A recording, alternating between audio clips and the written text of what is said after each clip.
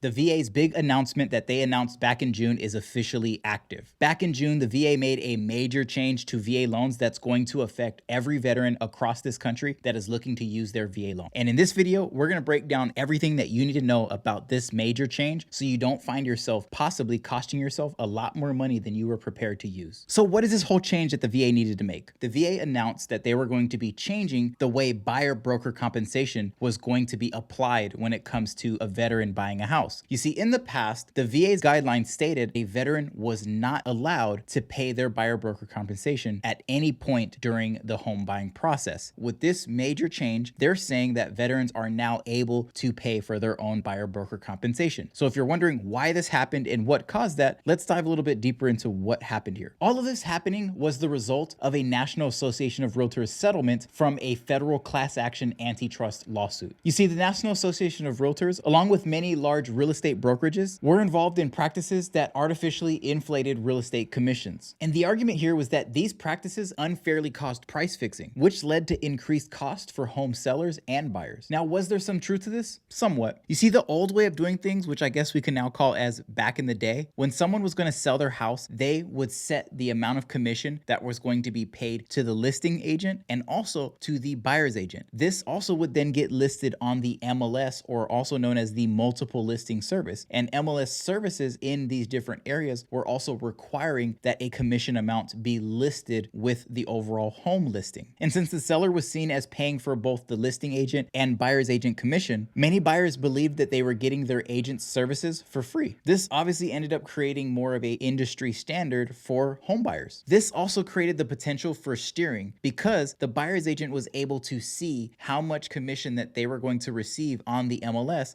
thus causing some agents to lead their client to a property that allowed them to make more money, which is a massive conflict of interest. So what's changed in all of this, Josh? Well, the new way came from the NAR settlement. Buyers now directly negotiate the commission with the agent that is representing them. And this must be clearly outlined on the buyer representation agreement before the real estate agent can show you any homes. Another requirement is commissions are no longer allowed to be displayed on the MLS, and the home seller is no longer required to pay for a buyer broker. The goal with all this was more transparent compensation. The buyer now will know exactly how much their agent will be paid and has the ability to negotiate it, which means agents can no longer receive more compensation than what is signed on that agreement. And since agent commission is no longer tied to the incentives of the seller, this creates less of a chance of a potential steering issue. All these changes caused a big stir with the VA simply because of the guidelines. The guidelines stated that veterans were not allowed to pay for buyer broker compensation ever. You see, back in June, the VA announced that they were going to be changing their stance on all of this going into effect on August 10th. And this is perfect timing because the NAR settlement changes are set to go into effect on August 17th. And had the VA not changed this rule, this would drastically affect veterans' ability to be able to use their VA loan because they would no longer be competitive in this current climate. Regardless of what your opinion is on all of this, the VA had to make a change. And thankfully, they did it in a very rapid fashion.